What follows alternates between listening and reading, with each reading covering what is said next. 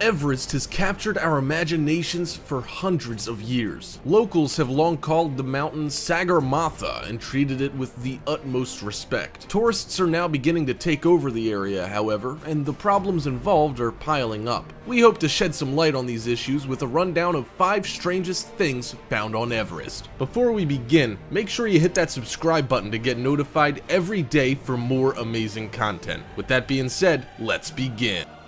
Number 5. Bodies. Countless individuals have taken on Everest since it was first discovered, with more flocking to the mountain every year to claim their bragging rights. These people range from hardcore mountaineers to everyday tourists with a little extra cash to throw around. Experience doesn't count for all that much on Everest, with many experienced climbers succumbing to the perils involved. The first recorded deaths on Everest were those of 7 porters who lost their lives in an avalanche while working with the British Mount Everest expedition in 1922. Back in the early days, even more climbers lost their lives due to inexperience, unfamiliarity with the terrain, and lack of proper equipment or supplies. Advances in technology have removed much of the danger involved, as well as improving safety measures available. Estimates put the toll at well over 200 bodies. These include climbers, porters, and Sherpas who were tasked with helping climbers navigate the treacherous terrain, as well as carrying supplies and equipment. One such climber who met his fate in 1996 is now one of the most infamous corpses on the mountain.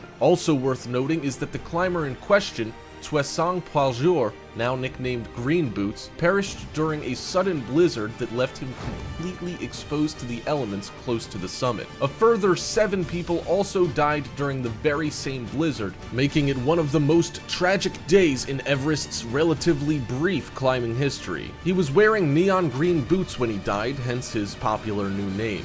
For the past 20 years, he has lain on the slopes near Everest's summit and creates an active barrier to climbers when the snow cover is light. Huge numbers of climbers can recall having to step over him in order to finally reach their target, which is an incredibly grim reminder of what can go wrong. Transporting Toussaint's body down the mountain, along with the many others strewn all over the place, would be a costly and difficult proposition filled with all sorts of obstacles to overcome. This is why mountaineers of the past were content to simply leave them be. With the number of climbers left on the slopes every year, these numbers, however, are starting to reach unmanageable levels, and people are starting to realize that something will have to be done as far as cleanup's concerned, preferably sooner rather than later. Many have taken on the challenge and hope to be able to rid Everest's higher reaches of bodies. Current climbers say that the grim reminders of those who died on the slopes are a poignant reminder, with one guide saying that he's always saddened when he has to pass by the body of his friend, Scott Fisher. The real issue here is that making such a trip is a necessary inevitability,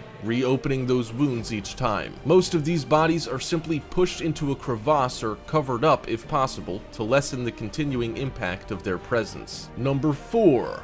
Garbage. With all those people taking on the world's greatest mountain, trash is bound to pile up a little bit. For a very long time, garbage and waste brought up by climbers really didn't make it back down, leaving it to steadily accumulate over the years. In order to help alleviate the issues that will eventually arise with so much garbage left strewn about, efforts are being taken to ensure that any visitors to the mountain do their part to aid cleanup efforts by carrying as much trash down as they possibly can. A new push has even seen the government of Nepal organizing the supply of canvas bags for the use of trash bags. Since no trace camping methods are able to stop the future buildup of garbage, but don't do much to help remove what's already there, these enormous bags, capable of holding up to 176 pounds of trash, are expected to be carried back down by helicopter. This move was triggered after deadly avalanches led to the climbing season being halted repeatedly since 2014. One of these avalanches basically wiped out Everest's southern base camp and killed 19 people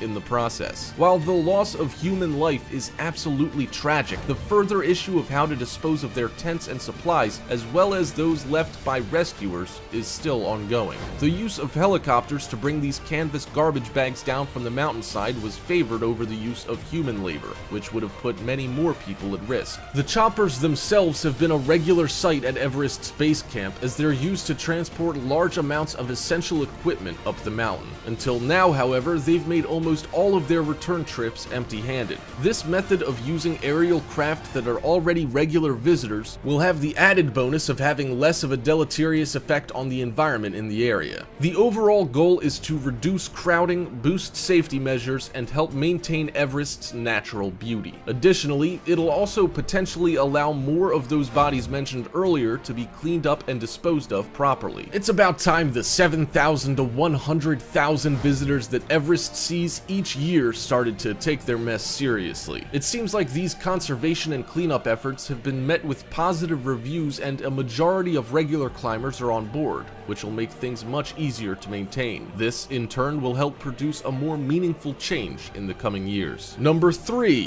Human waste. It's not just garbage that gets left behind on Mount Everest. Human waste is seemingly piling up in alarming amounts on the mountain these days, with very little idea of how to properly dispose of it. As we mentioned, Everest can see upwards of 100,000 visitors during a busy season, and in the past, most of what was brought up there was left there. That way of thinking ended up being twofold for any waste produced on the mountain. It should also go without saying that there would probably be very few volunteers willing to strap a sack of human waste on their backs and start making their way down to the closest sanitation center. This has led to a problem that has no easy solution, but can have devastating impacts on human health and the environment if left unchecked. It's estimated that the mountain's numerous visitors, many of whom are only weekend warriors with no real concept of these extreme conditions and the problems posed, can generate upwards of 12,000 pounds of bodily waste every year. The issue is now becoming well known, with numerous cases reported of people becoming seriously ill after drinking contaminated water. Even before you get to base camp, many locals who offer rooms to tourists in the lower altitude towns and villages don't have proper waste disposal systems, with many of them ill-equipped to handle such a large amount of people constantly passing through. Landfills and dumps are becoming more commonplace on the mountain, destroying the natural environment at an alarming scale. The disposal of human waste in large open-air pits is evident everywhere on your way up to base camp, and if something isn't done soon, the problem will just increase exponentially, as has been seen in recent years. Some companies have moved in and hope to supply Everest with equipment to convert human waste into methane with very little byproducts left over. The group, called the Mount Everest Biogas Project, has run into problems running their equipment at such extremes of cold and altitude, but they're currently working on a solution they think will solve the problem once and for all. We hope they're able to keep up with those 12,000 pounds, because if something isn't done soon, Everest will quickly become too filthy to make any future excursions worthwhile. Number 2.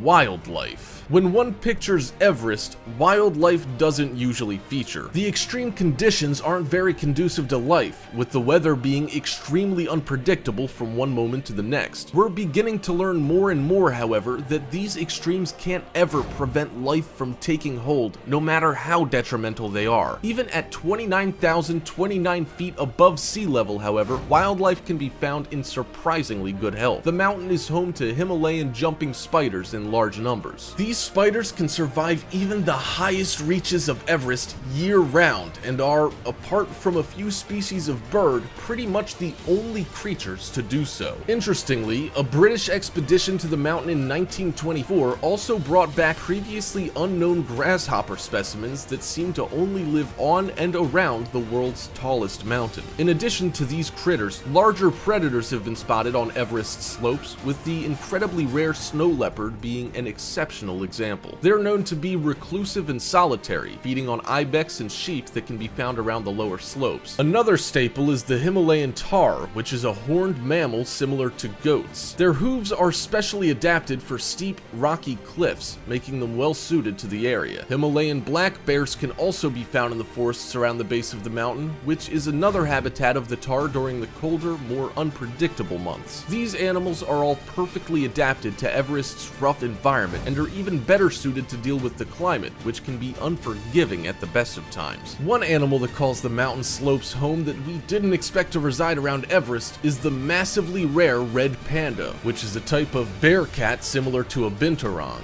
They don't make their way up to the higher reaches, preferring to remain in the bamboo-rich Sagarmatha Natural Park at lower elevations. These pandas are extreme extremely vulnerable to extinction in the near future, with only around 10,000 of them thought to still be alive in the world. Number 1. Marine fossils. A glimpse into Everest's humble past has recently captured the attention of researchers and scientists across the globe. Evidence of marine fossils has led to people literally digging into the past to learn more about how they managed to reach the uppermost levels of the world's tallest mountain. Many numerous expeditions are currently being planned, with many more having found undeniable evidence of marine fossils embedded in rock found in Everest's uppermost reaches. Because of the danger involved and the fact that many of the areas they expect to find further specimens are located well above the notorious death zone of 25,000 feet, collecting enough samples to get a solid idea of Everest's history with the world's oceans will be a tough proposition. It's been proven without a doubt that the top of Everest is made up of marine-based limestone. Likewise, marine fossils have been detected in samples removed by interested climbers. If we're able to get a proper sense of the timeline and geological processes involved in Everest's formative years, we can accurately track its ascent based on what we currently know from other sites that are much less onerous to study. This could give us incredible insights into the mountain's epic history, as well as help us understand the ancient world a little better. With so much study being done around the world, it could very well be that Everest's relatively untouched summit could yield some surprising new data and potentially even unearth